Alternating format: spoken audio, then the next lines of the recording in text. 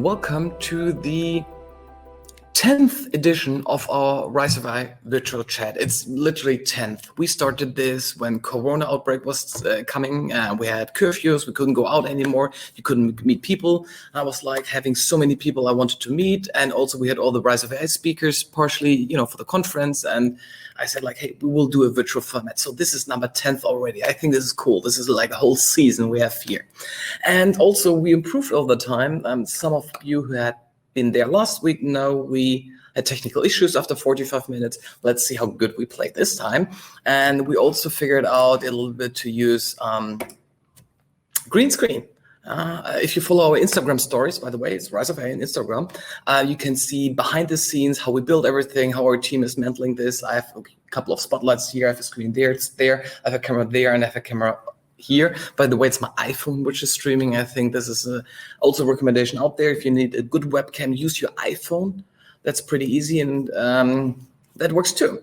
So, topic today is AI surveillance. And Shaun, our speaker, he's already in the background, and I will introduce him soon. AI surveillance is currently a hot topic in the media, and I will come to this. But when we speak about this, we speak about deep learning, machine learning based or rule-based monitoring systems who take data, for example, CCTV, so camera data, and then it's able to analyze something like a behavior or like auto detection, like a plate on your car or your face, your age. So camera live images are analyzed.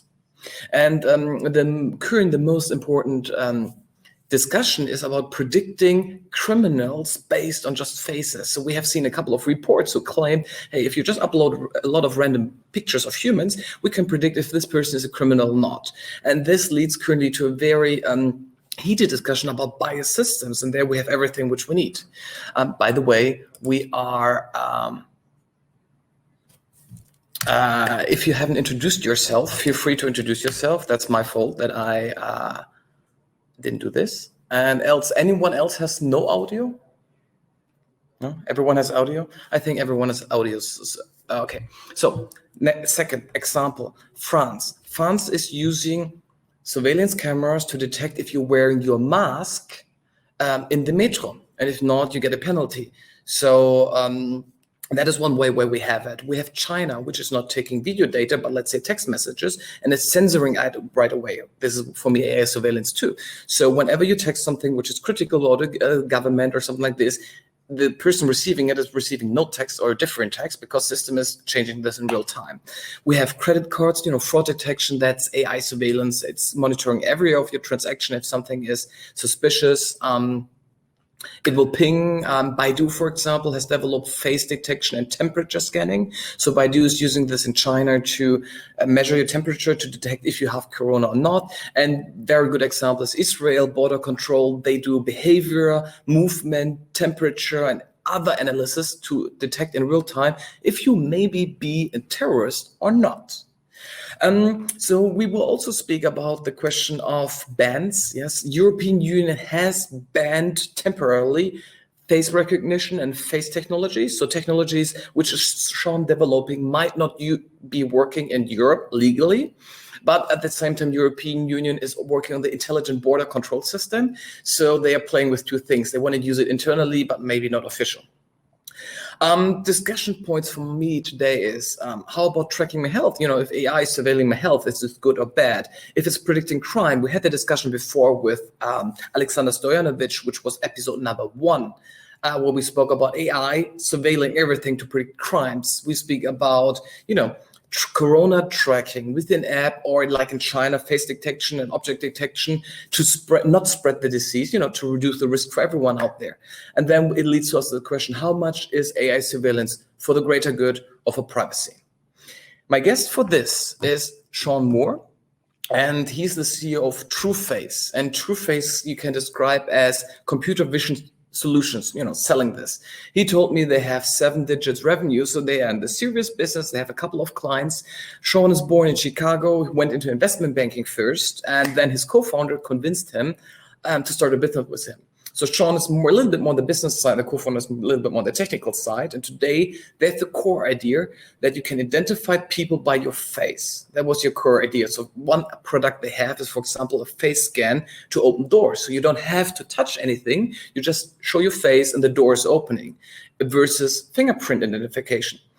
For 5 years, he tried to build cameras, including the software. And we all know building cameras is an expensive market. You have to produce it. It's very technical. So they pivoted a couple of years ago. They went from 16 employees down to 13, and now they are back to almost 20 employees. And now they mainly sell the algorithms and the software. Let me invite Shaun now. First the audio and second the video. There he is. Welcome, Shaun. Hello, how are you? Wonderful. Shaun, I have to say this.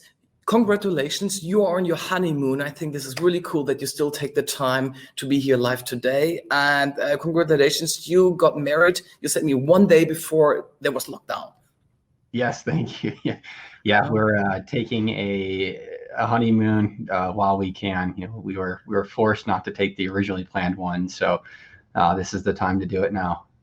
I think this is dedication. We're all entrepreneurs, and I think this is pretty cool. For everyone else there, this is my shirt for today. I have a shirt every time different, and the first one writing who wrote this book. If you know who wrote the book, just write it to the chat. I would love to see it. I asked you last time too, and there was the answer: Schrödinger's cat. Shaun, how would you say this is currently a hot topic and you are in the middle? You told me you have even more speaking engagements than before.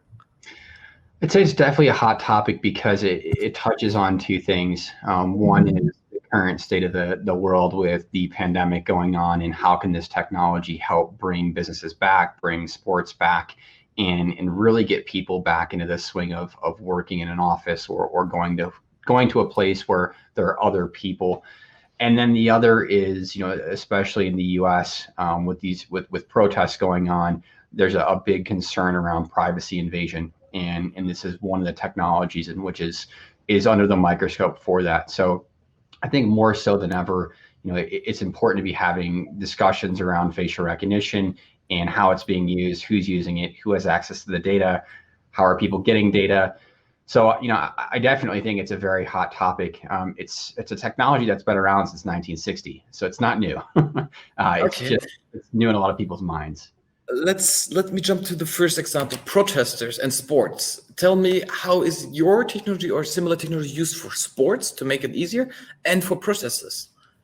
We've been talking with a lot of stadiums around getting the players and personnel back into the stadiums using touchless access control mechanisms. Mm-hmm. So as you mentioned in the intro, instead of fingerprints where everyone's touching the same device, you're now using a face scan where they're just walking through a door.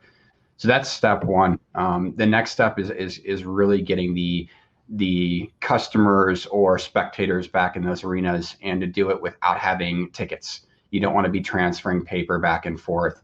And so, one way to do it is start with the season ticket holders or the VIP guests, where they're walking through a gate that just has a camera that's checking their temperature, and that's also providing access with their face. Okay. And for protesters, where is it used there? It's currently not, as far as I'm aware. But that's a big concern right now about police forces using facial recognition technology to identify protesters and target protesters.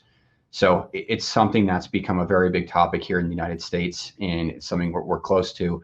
We're trying to understand more about it. But as far as I'm aware, and we talked to multiple police departments, they're not using this technology in the United States actively, meaning it's not running yet. Well, there need to be guardrails in place and regulation before that's even possible here. I will jump a little bit, but this leads to: are you regulated? Are you just a technology provider? Do you also have data? So we provide the technology. Our pledge to humanity really is data transparency. And so what that means is that all of our technology resides on client infrastructure. None of it is housed on TrueFace servers or in our office. We don't have any access to it. We don't see it. We can't use it. So our client maintains the integrity of all that data. So it is really important that that data is not being transferred and resold and remarketed. It is the property and ownership of our client, and it never leaves their infrastructure. And do you give them a pre-trained system? Do they have to train it themselves? And where are your synergies? If you have more clients, how do you benefit from this? We give them a system that's trained on our internal data, and then they have to train it up on their database. So it's, let's say there's a business with 1,000 people, they have to add those 1,000 people into that database to be recognized. So they start from zero. So we don't share their data with another business. It's always siloed to that specific business. Okay. So let's jump a little bit in the technology. You write on your website, you can identify people of interest, objects, camera feeds, threat detections, age analysis, license plate recognition. So whenever there's something moving in front of a camera or just a picture, you could detect it and label it at the end. Correct. Our fundamental goal as a company is to teach cameras to see like human beings. So it's, humans are very good at pattern matching. When they see one thing and they see it repeatedly, they start to understand what that is. That's what we're trying to teach cameras to do as well. So whether the pattern is a face, a person of interest, it's a group of people moving in a certain direction. You've got, for instance, at stadiums, you've got concession lines. If you've got, 75 people in concession 1 and 25 in concession 2, we want to be able to tell you concession 2 is open. So it's really understanding and ingesting the information that's already being extracted from video feeds. So we're not setting up new cameras. It's already there. And what we want to do is extract that information, make sense of it, and provide that information back to that stakeholder in real time. Okay, so let's talk about age analysis, because everyone has maybe tried it out. I've seen it in the Fraunhofer. You go there's a camera, and then I see a picture of mine, and it's analyzing like a little bit. I don't even know why, but telling me, oh, you are 35 and you're male, and you're white, and it's continuous. It's doing racial profiling also. How do you train a machine this? How do you build technology so you understand age? It's a lot of data points. So it's a lot of clean tagged data. And what that means is you need information from individuals that have their age associated with it. And you do not need personal information. You do not need names. You do not need email addresses, social security numbers, nothing like that. All you need is a few pictures of their face and then the age associated with it. And there are a couple ways to collect this information. There are some free resources online. And then there is, an opt-in use where you're paying people to provide that information to you. And then there's the unethical ways of going out and scraping social media accounts and getting it that way. We don't participate in that. We're not for that. Everything that we've done and the basis of our technology is building the ethical use of computer vision. So it is important that information is collected properly, and then that in turn, you can use that information to just train the algorithm. You're not reselling that data. So, when we think about age verification, the reason we primarily built it out was for alcohol and tobacco sales in environments. So automating that process entirely. And our age tools are within 2.5 years on either end of your actual age, the mean average error. But the ultimate goal there is, are you under 30? Are you under 40? And that's right. What the retailers are looking for. So, we're a bit more accurate and precise than we need to be, but that's where we are. United States is the only country where I get asked for my ID, even if I'm an old man. It's like, sorry, I need to see your ID. I know that you have grandchildren, but I need to see your ID. It's law. Yeah, so we're trying to automate that process for self-checkout, and I think that this the issues with COVID will kind of thrust that issue forward, because you're wanting to limit the contact you have with people in a store. And if you've got a cashier that has touched and handled 75 credit cards in the last hour, that's just a place in which you could contract that disease a lot easier than if you were doing it yourself. Okay, so back to the age analysis, because everyone understands this. How did you build it? Describe a little bit your tech infrastructure. Like what frameworks do you use? Do you use machine learning? What kinds of machine learning? Just a little bit for insights, because we have some technical people here. Right. Yeah. So it's all based around neural networks. And what that is effectively teaching an algorithm what it's looking for. So you're providing it a ton of data, tag data, and we do that, and we have partners that help us tag that data, clean that data. And to step back, our algorithms are only as good as the data that we collect. And if that data is corrupted for whatever reason, the algorithm will not output the results that we're looking for.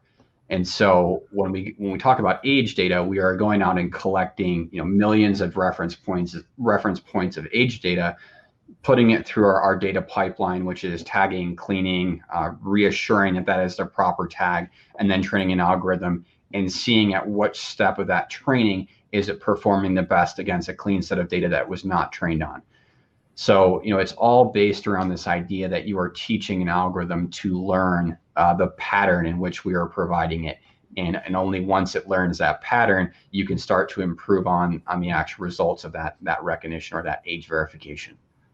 So when we speak about age, can you share some high-level patterns? What is it like? What makes me looking old young? Is it the beard? Is it like the skin?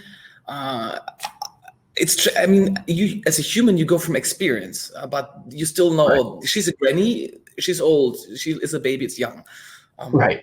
It's the exact same as when a human sees, a grandparent or a baby. So you're trained to know that face, the way that the face looks, has some certain prediction of age. And that's exactly how we train the algorithm. So when you feed it millions and millions and millions of data points of what a grandparent looks like, it starts to understand that pattern with the skin and the points on the face. And so, it's hard for me to tell you like the face sags a little bit or the face is a little bit tighter. But that's, effectively what the algorithm is looking at is really understanding what is the pattern of someone who looks 60 that we know is 60. So we have ground truth. What is the pattern of someone who is 30? We have ground truth. So it's really just understanding and inferring from the data what that prediction should be. Okay. How do you make sure that your system is not biased? It's a great question. It's a really important question right now as well. And I think everyone has probably seen Amazon, Microsoft, and IBM step back from facial recognition for law enforcement due to this. I would recommend that people go look more into those announcements and when they actually stop selling the technology to law enforcement, because it happened for one of the companies in late 2019. So it's an interesting narrative that they're putting out there now, but I would encourage people to go do their research on that. So the conversation around bias is really not around, there being bias in the team that is building these technologies. It's bias in the data that has been collected. Yes, and it's a data thing, yeah. It's absolutely a data thing, and it's the labeling thing. It's the amount Correct. of data. Do you have unbiased data, and how do you label it? So there are a couple of points where you can make errors. Yeah, it's quality and quantity of that data, and you need both. And if you are collecting information from the public sphere where it's free and you can go just download data sets, that is predominantly Caucasian males. I think it's 70% Caucasian males. So you will have a much higher degree of accuracy on Caucasian males when you're going to recognize them. It's really, really, really important that there's research and development done on bias, and that companies like TrueFace are going out and collecting data from around the world that is representative of the world and not just the United States. So back in 2017, we partnered with the United Nations to do this, and we went and collected information from all around the world, and we're trying to properly balance those data sets. And one of the things that we've done is we've made that research public, and we've made our results public on a third-party test called Fairface. So we're the first company to do that. It's our way of showing like public accountability. It's saying, we recognize that there is bias in this technology. We recognize that even in our own data, and we've actively worked against it, there is still bias, and we're doing our best to mitigate that bias. So the question is where can we get if we start to rebalance? And a lot of the concern around this is, well, females aren't recognized as well as males are. For us, that's untrue. We recognize females better than males. So it shows you that we can rebalance this technology for ethnicity as well. And we should be publishing a report this fall on this again. So it's really an important topic. Practical questions. You use this technology, for example, for sports stadium, and I would say 90% of the visitors in the sports stadium are either white or black.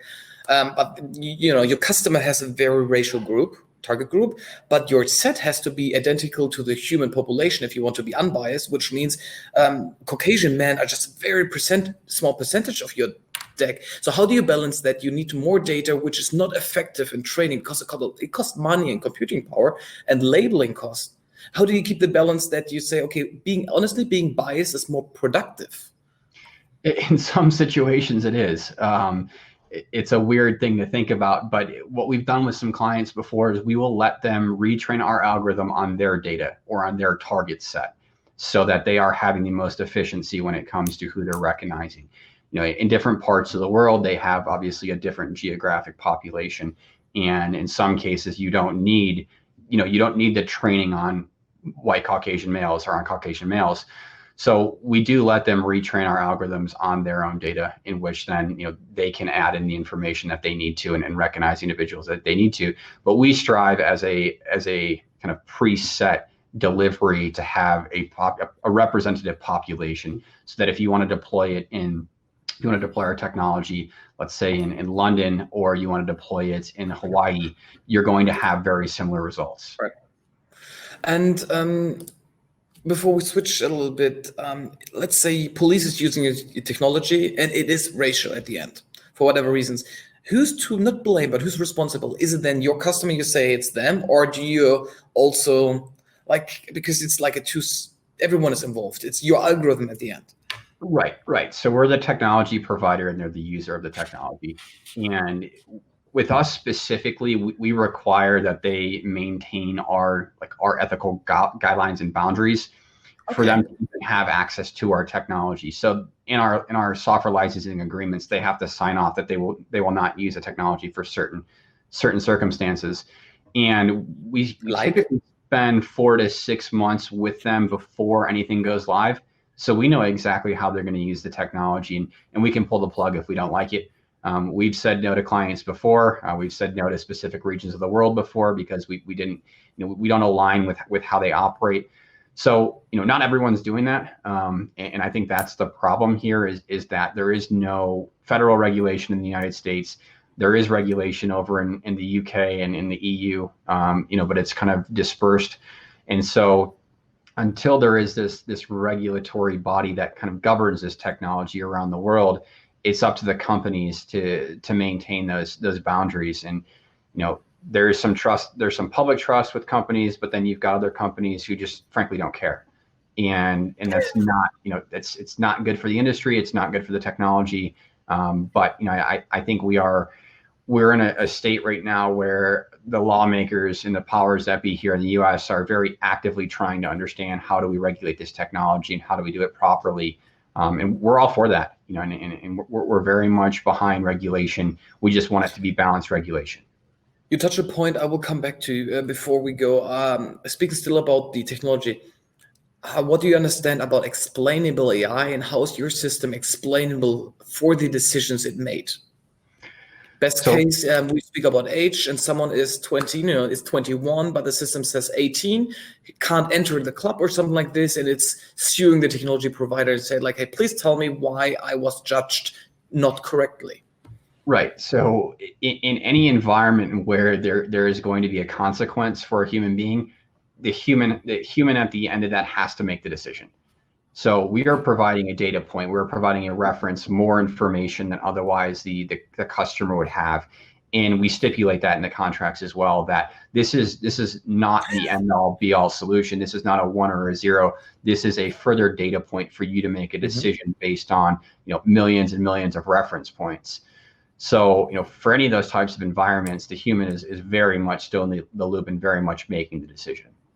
But again, then explainable AI, do you use any technology to explain your decision making, even for the end users he needs to see a set of rules? That's ABC, that's how the system is recommending this action. Yeah, we do. We output the level of confidence that we have in the similarity of the faces. So we're providing that information back to the customer if they want to go and investigate why that decision was made the way it was. Okay. It's just from European perspective, we expect regulation, and we expect like a due diligence process, like auditing. And we had with Dr. Beryl Simacek a really good talk about explainability AI, and that you need tools which are explaining the decisions an AI system made. I expect one day the more detailed expectation will come to you too. And it's not easy, but it's something to solve, especially in your case.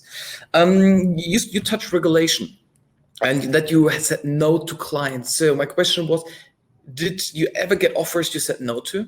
Like, if you can speak about this, like regions or segments where you said, no, we don't do business there.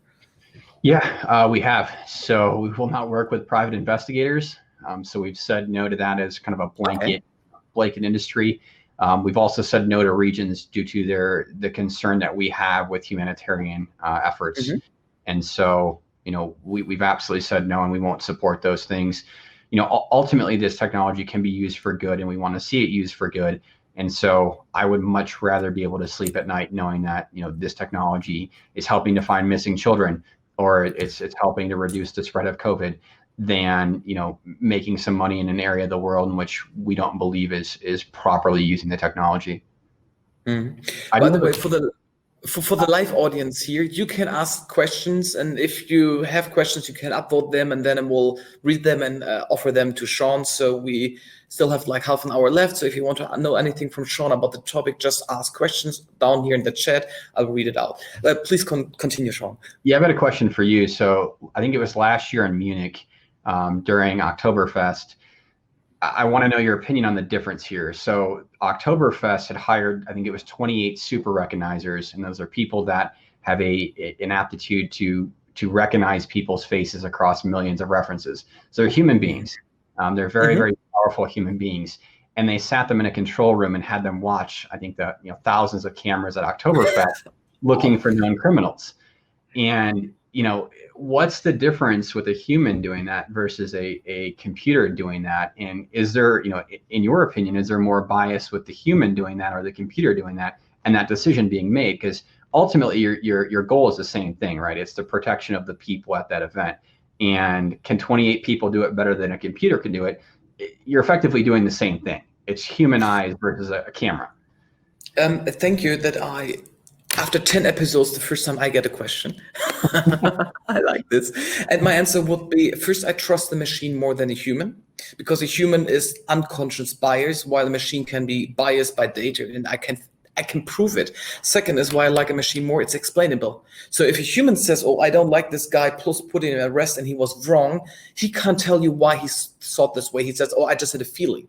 Or I recommend, a machine can tell you, well, based on all these pictures, he looks 90% similar to this picture. That's how I decided. And then you can look for the faults and say like, oh, they are really identical, or they're not. And maybe you can tweak on this. So I trust the machine more.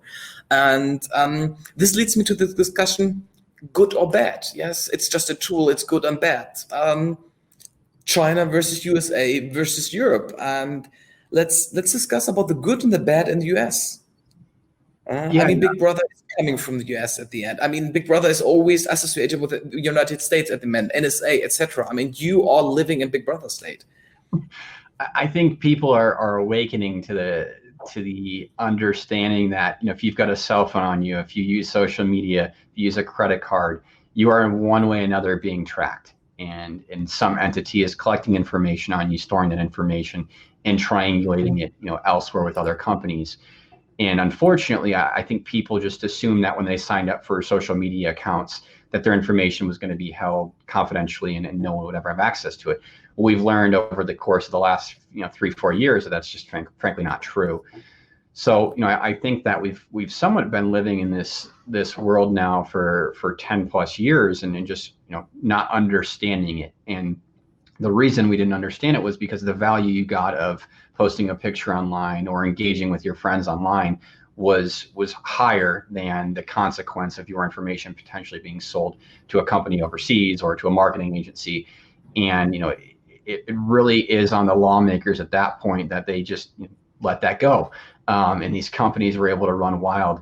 So I think we're starting to rein it in more in the U.S. But the fear really, kind of the talked about fear right now in the U.S. is what's happening in China, and that's a fundamentally different, it's a fundamentally different upbringing, and it's an idea of the Chinese population has a different view of privacy and security than we do in the US, than you all do in Europe.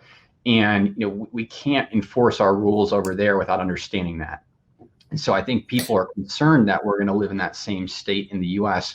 But you go to China, and I've been there a few times, they are explicitly not as concerned about what's happening over there. We're more concerned about what's happening over there. Yeah.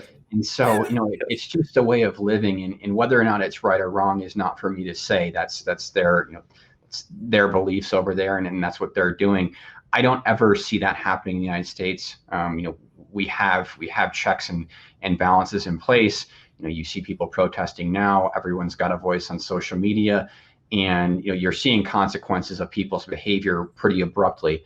So I just don't, I don't see that ever happening in the U.S. I don't see our government allowing it. I don't see it happening in the EU. I don't see it happening, in places where your voices can be heard. And so the ultimate concern is, are you going to walk down the street in Chicago and have your face recognized and tied to some police database, and you get stopped and pulled over for no reason at all? And I can tell you right now that we speak to a lot of law enforcement agencies. I do not know a single one that is using this technology in real time. Every law enforcement agency that we've talked to only talks about using this technology after a crime has been committed. So a crime has been committed, and they're looking to generate a lead. And this is a tool in their toolbox that, they're taking other information into account, and they're understanding a full picture. They're not just using facial recognition to make a conviction or to make an arrest. They're using it to verify or to generate a lead. So it's really a lot of the knowledge around how this technology is used. And then look at something like an airport. And I flew from, before COVID days, I was flying from LAX to London Heathrow. And it was, facial recognition was in use for boarding there. So you didn't have to pull out a boarding card or your passport. You walked up, and it took the boarding time from 50 minutes to 25 minutes. It's incredibly impressive. And so 50, yes. 50 to 25 minutes to get on that plane and to push back. And I think it was a 777 or 787. So it's a massive plane with hundreds of people on it. And, it makes that experience much better. You kind of enjoy that experience now, where everyone else, really dislikes flying. So, it shows you that there are positives to this technology, and people forget that, there are three silos to facial recognition. One is your phone. It's a one-to-one match. You're just looking for you. The second silo is personal use. The second silo is one to few. So 1 to 1,000, 1 to 2,000. It's access into your building. It's access. You're granting access with very few people to look for. The third is investigation or surveillance. So 1 to N, 1 to many, and you're looking for a specific person. Investigation and surveillance get tied into the same category, even though they shouldn't be, because one is in real time and one is after the fact, after an occurrence or an event has happened. People only are worried about surveillance. And unfortunately, facial recognition gets bundled into these three silos, and you start to assume that it's all the same thing. And something very funny is San Francisco banned this technology for I think it was citywide use for city employees, and effectively made it illegal for them to use their iPhone 10s because they were not allowed to use facial recognition on their personal devices. So they had to amend that ban, I think 6 months later. So it shows you, knee-jerk reactions are not the way to go about regulating this technology. We need to understand the different uses of it. And ultimately, the concern is not the tool, it's the data. It's how is your data being used? Who has access to it? Where is it stored? How long is it stored for? Is it encrypted? And that's the most important piece. So this is a good point. We have 2 polls, and who hasn't took the polls, you can take it yet. I read it out for you for a second. I ask, who do you trust to manage your data and analyze it? And 40% said enterprises, Google, Facebook, TrueFace, etc. So majority trust, or half of the majority trust enterprises. Only 20% said government, and the rest said none of them.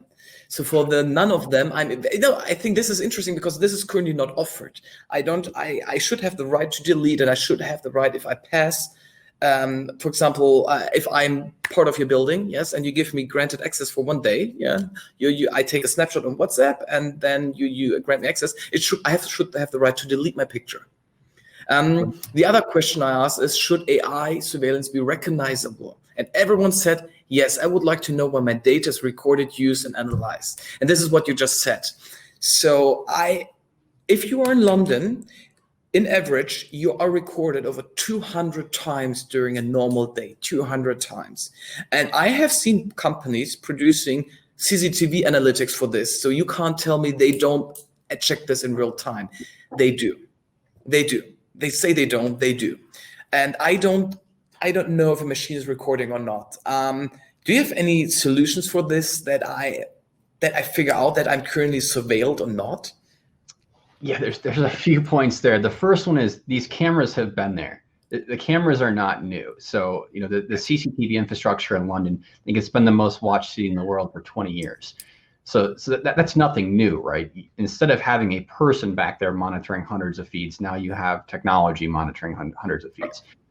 So, that piece isn't as concerning to me because it's been happening for years and years and years. The question of data, I think, is the most important one, and GDPR and CCPA in California are trying to address those. And I do think it's important that you're able to understand where is your information, who has access to it, and how long is it being stored for. And I think where it gets a little bit murky or where it gets hard to define is, if I own a building and I want to have security cameras on the outside of my building because crime happens around that area, do I have the right to monitor the outside of my building? And, it's a question of safety and security for the people inside that building and the assets inside that building. So is this regulated currently? Because in Germany, it's not allowed. You can't monitor outside of buildings if it's a public street or something like this. If it's internal monitoring, you have to have a sign. Hey, you're recorded. Right. Yeah, I think the states have different laws on this. In the US, you've got different laws depending on what state you're in, but you do have to have some signs in this area is under surveillance. But then the question is, if you are a private citizen, can't you just walk on the other side of the road, or can't you just not go to that store if you don't want to be surveilled? And this is a question, yes, and maybe, right. And an alternative is you purchase things online, but to think that you're not being watched online is crazy. To think that they're not understanding your behavior online is more insane than anything, because these websites know exactly where you've been, who you interact with, what you purchase, what you like, what you search, yes. What you look at. What you look at. So where your cursor is on a page before you click. So yes. I think people really need to start understanding that the offline world and the online world is actually more invasive. And the offline world is trying to catch up, and it's trying to understand and provide safer environments. So the expectation of privacy, people just need to start understanding that expectation better. So just as an example, I used to sell wedding dresses. It's a while ago. It was a prior life, but the result is because I was selling wedding dresses, I got advertising for wedding honeymoon underwear all the time. So because the internet is tracking me, I thought I was an engaged woman, and then it was giving me the accessoires all the time. So that was tracking. It was wrong labeling, by the way. That's because I was male, but still it labeled me as a woman who's engaged, and it needs now a honeymoon outfit. And that's how it's tracking. And I saw this everywhere, like on YouTube, everywhere was following me and a check for me. Have you ever changed your behavior, or do you behave different since you know that you're monitored online or offline?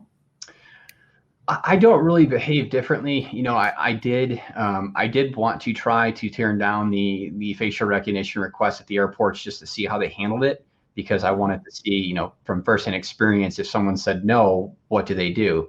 And I had a good experience. They said, okay, well, we'll hand us your ticket then. I said, great, here you go.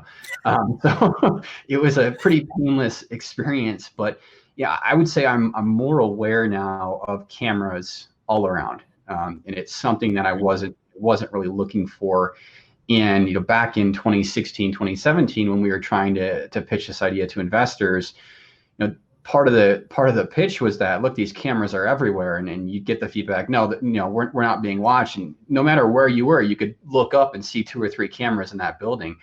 So I think it's just more awareness that people have these cameras installed around private businesses all over. They're in airports, they're in military bases. It's really a matter of protection, and it's protecting. If you've got a business in an office and you've got 2,000 employees, you want to ensure their protection. And the unfortunate problem in the United States is that we have people that will take a gun into that business and will do terrible things. And so it's happened far too frequently. And now you have a reaction of what can we do to prevent that from happening. And one of the things you can do to prevent that from happening is to have cameras set up and to have, alerts issued if a ex-employee comes in, or, if you see a gun in the parking lot or a gun pulled. And so it's a reaction to something that is unfortunately commonplace in the United States. Do we have to accept that we are transparent human beings in the online at all, and then also in the offline, that we always monitored? So Big Brother, which is meaning thousands of algorithms are always watching us? It's difficult to say. I think that the idea that you're always monitored is not one that I'm even comfortable with. Me neither. Yeah, I think that privacy, is very important to people, and it's very important to me, and you should be able to disconnect from that world, but you need to know how, and you need to know that social media is used. Social media, whether it's fun for you, is a business for someone else, and it's a business of collecting information, analyzing that information, understanding that information, and then selling it. So, people just need to understand the incentives behind these companies and why they do what they do. It's not just a fun platform for them. It's a way it's a news feed. It's a news agency. It's a connectivity agency. It's an engagement agency. So it's all these things in one. And you need to understand, can you step away from that? And, can you say, okay, I no longer want to participate in that online engagement because I value my privacy more. So it's really up to the person. And I think there has to be entities in which you can then say, okay, I want all that information erased. I don't want that ever to be sold again. So in Germany, they had the first report on GDPR, and then they figure out that not many are using their right to be forgotten. Yes, their right to be erased. And honestly, I don't know. I think even Facebook we just suspend your profile. You can't delete it. If you die, for example, you're online all the time. You're the people coming after you, they can't even change your profile. It's like you can't be forgotten on Facebook. I think This is a question of regulation and law enforcement. How do you build your privacy? So my thesis is I'm transparent online always. If I want to be less transparent, I use encryption, VPN, like in China, for example. I'm trying to use some tools, but then just someone else is monitoring me. So I just can't defend myself against one state or the other, but someone is always watching me. Where do you have your hideaway? Where do you think, hey, I'm private, and there I don't have a cell phone, I have no Alexa, I have no camera with me? Yeah, I think you have to find those places in your life where you can kind of disconnect from the always on world. And it's difficult because you want to engage with your friends or in discourse online, and it's a tough thing to step away from, but I think it's a healthy thing to step away from. I think that even when you look at the workplace engagement and you've got things like Slack or online communication channels where you're always on, email, text message, you've blended this reactionary type of engagement for work, and that can be detrimental to critical thinking. If you've got to be on from 7 a.m. to 7 p.m. and you're responding to things that come up, you don't have time to sit there and to think critically about problems. So, I think we've been thrust into this world in the last 10 to 15 years, and we haven't taken a step back to take a deep breath and say, is this good for our brains? Is this good for society? Yes, it's fun. Yes, it's engaging. Yes, it can be productive. But what is the cost to this? And 25 years ago, you didn't have the option of this, and work still got done, and companies still were built. And so, I think it's a question around like societal behavior and how we interact with technology and how we view technology. One of the interesting things that I was on a panel probably 6 to 8 months ago, and this woman was talking about how her children treat Alexa and how she was worried about it because they would say, "Shut up, Alexa," and they would say more demeaning things to Alexa. And the problem is, are we teaching our youth that technology doesn't have value, that value that we have as human beings? And it's a very interesting thought to have. I will come to this in a second, because I was asked in Parliament 2 years ago, will AIs have rights one day? corporate rights, human rights, something like this. So am I allowed to insult Siri? And is Siri allowed to defend itself? Good point, but we have one question by Jimmy. And he asking, Shaun, how do you see facial recognition technology being used to plot patterns in human behavior rather than just identification of faces for security? In example, recognizing which roads, stores, buildings are an individual frequency. I think there's probably two questions in there. One is there pattern matching, or is there an identification of people's patterns? And the answer to that is yes, you can do that. You can do that anonymously. So you can take kind of mass data from, let's say, a retail outlet and understand that people are going to a specific location in that retail environment and spending 3 minutes there. And so you start to develop heat maps. The same goes for stadiums. And it's more predicting lines or what people like and what people engage with. So I do think that that's an important piece of this solution. The second is the actual identifying people and developing patterns of life. That's a bit trickier, because that does then beg the question of privacy, and it's correlating data. So the problem there is not that you're being recognized at the mall, at the barber shop, at this other environment. The problem is you're tying that information with other data points from other areas of your personal roadmap that day. And is that acceptable? Is that within the law? So it's not the data collection, it's the correlation of data and the action on that correlation. And that's what they're doing online, right? They're monitoring your behavior from shopping to your Netflix account. So they're tracking pattern of life online already. Is acceptable in the offline world.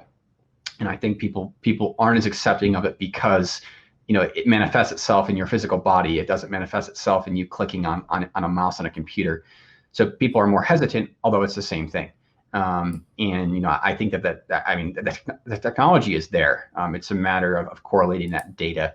And we're not doing that. Like I said, we are siloed to each of our clients, and each of our clients own that data. They do not share that data, so it is specific to them. But the possibility is there. So I sum up a little bit. So one thing is you just provide the technology, you train it, you check it if it's biased or not. But in the end, you don't get the data of your clients, so you don't know what's happening, which is a disadvantage for your learning algorithm. But it's checks and balance. It's more neutral, so you can't check under the system. Then also here out, message out there. We are online tracked all the time. What's now happening is the physical world is catching up. So we have to assume that what's happening online, I go shopping, I click on Amazon, everything is tracked. No, I go shopping in a grocery store, and wherever I walk, whatever I grab, this is grabbed by a heat map too. I still have open, where do we make the difference between privacy and security? So how can we track people, but we do not know, oh, it was Aaron or it was Shaun who was just walking by. We just get the data oh, he has a gun. This is something, and then we identify the person. How can we figure out that everyone is recorded and forgotten unless they did a crime or are close to making a crime? I think AI could decide on this. Yeah, and I think that this is stuff that the regulators need to be considering, because you have to take the good and the bad. You've got to take both edge cases on both sides of good and bad, understand what are the extremes of this technology, and then find some reasonable middle ground. So, I think you need to consider the always on surveillance world, and then the completely off, no technology at all, and find that middle ground. But I agree with you. I think that the offline world is trying to catch up to the online world, and it's difficult to do because the information is just significantly more present in the online world. Okay. Spoiler, I will have two guests I will announce soon, but one is member of the European Parliament working on the data strategy, where this is flowing into it too. It's regulation. And the other one is an expert, or she is an expert on future of warfare. So she is researching how AI is used in warfare. And there we come to the point, yes, a Predator drone by the Americans has face recognition or object detection, and it is executing kill commands. Official, always a human is in the loop, but we know from unofficial sources that machines execute and kill automated. Do you have any view on this, by the way? Yeah, I think that our view stands across the board here. Is in any critical decision-making environment, the human has to make the decision. we do work with the U.S. military in the U.S. For Air Force base security. So we're privy to some of those conversations. My understanding, though, of the drone technology, it's called Project Maven, was that the human is always in the loop, and that there are two humans actually making the decision, not the technology. So I don't know, I don't know the truth behind that statement. I don't have access to that information. But I think that that's the future of warfare in my mind is artificial intelligence, because it can shut down an electric grid, it can shut down a water system, and it's not necessarily boots on the ground in places. It's how can you disrupt, how can you shuffle or ruffle the feathers of an entire country with minimal effort. And unfortunately, you can do that by cutting off the water supply or the energy grid, and that, to me, I think is the largest concern. I do think that there will continue to be war, and there will continue to be boots on the ground and troops across the world. But the relevance of that will kind of pull back when you can when you can help control an election from thousands of miles away. So that's much more concerning to me at this stage, is how do we understand malicious attacks that use artificial intelligence to effectively DDoS a country? And for those that don't know, it's brute force attacking the infrastructure, the electrical infrastructure, or infrastructure of a country, and completely disrupting their way of life. You look at what COVID has done to the world, and it's really set people back into a different mindset, understanding, well, you can work from home. Yes, you want to see your family more, or maybe no, you don't. So it's kind of reset our perspective on a lot of things, and it's forced us to reconsider a lot of our typical behavior. You look at that, and if someone was to do that maliciously, how much impact could they have? And so, I think that we're seeing public information from our military about their investment in artificial intelligence, and anyone can go find those press clippings. I think they're going to continue to invest in this technology. I think China's been investing in it for years and years and years, and they're probably further along at this stage, and put more money into it. But I think we are trying to bridge that gap, and we're trying to lead the world in artificial intelligence development. So whether or not the military is using this technology for programmatic killing, I don't think they are. I don't think that's a good use of this technology. I don't think that's an appropriate use of this technology. They do need to invest in this technology, because we need to know, from our perspective, what are the type of attacks we have to be ready for, or we have to be able to counter, or we have to be able to defeat. So I think that's the future of warfare. I really do. And let's say last block. We Europeans are concerned about privacy. It's mainly, especially in Germany, we had the Third Reich, we had the Soviet Union ruling in parts of us, where the government was always spying on you. Big Brother was real for a long time in Germany and other parts of France, France, but Italy, etc. So we do not trust government that much, and we are caring about privacy. And I think this is a positive trend. I'm convinced that my data is owned by me, and I should have the right that I can decide what happens with my data. And the Americans are hysterical, the evil ones. Facebook, Google, Amazon, they're evil. They take all the data, they don't keep to regulation.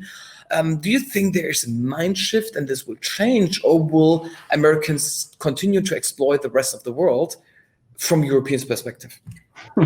Yeah, it's from one perspective, right?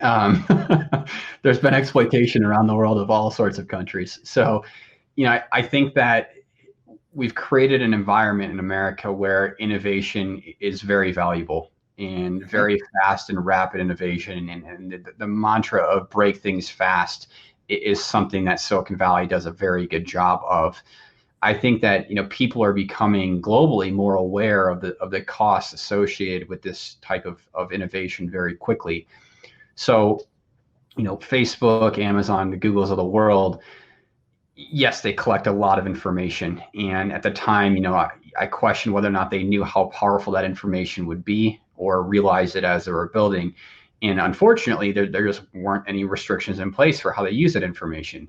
And there wasn't regulation, and you saw Mark Zuckerberg sit in front of Congress and have to explain to them what social media was and how they make money. So it's a lack of education, and you can't have that, right? You need people that are knowledgeable about how technology is moving and how quickly it's moving, because I don't think that regulation will ever be on the same clip that innovation will be on, but it needs to be one or two clips behind it. And so, I do think that there needs to be some reining in of power with those entities, and some more, just oversight into what they're doing, into how they're presenting information. I mean, you look at Facebook and Twitter, even Instagram or WhatsApp now, and they effectively control public discussion. And they were intended to be social media. Now they are a news source. The problem is they are choosing what information to publish. And when you start to censor specific people or specific messaging, which you probably should in some aspects, but when you start to do that, you are controlling a narrative, and that can be dangerous. And so, what was intended to be a college kind of, stay in the loop with your college friends on Facebook is now a mass media conglomerate that controls discourse around the world. So, I don't know how many people foresaw that. If you did, you probably made a lot of money on Facebook stock, but, it's something that I don't complain. That there hasn't been really a magnifying glass on that there needs to be. So, it's very hard to predict that type of move from a social media account in college to a mass conglomerate in media. And it's just very difficult. So, I think that we need to rein it in. I think that we need to start focusing internally in the United States on, what do we want to put out to the rest of the world? What do we want to be viewed as? What information, should be collected, what shouldn't be? Should you be able to send a request to Facebook and say, delete everything? We've had GDPR requests come in for us. And we're like, we don't have any of that data. And I think that the day that it went live, it was a couple of years or a year or two ago, May, we had 15 or 20 people email us and say, I want to know every piece of information you have on us. And we're like, the only thing we have on you is your email account because you just sent us an email. So, I think people were excited to be able to do that.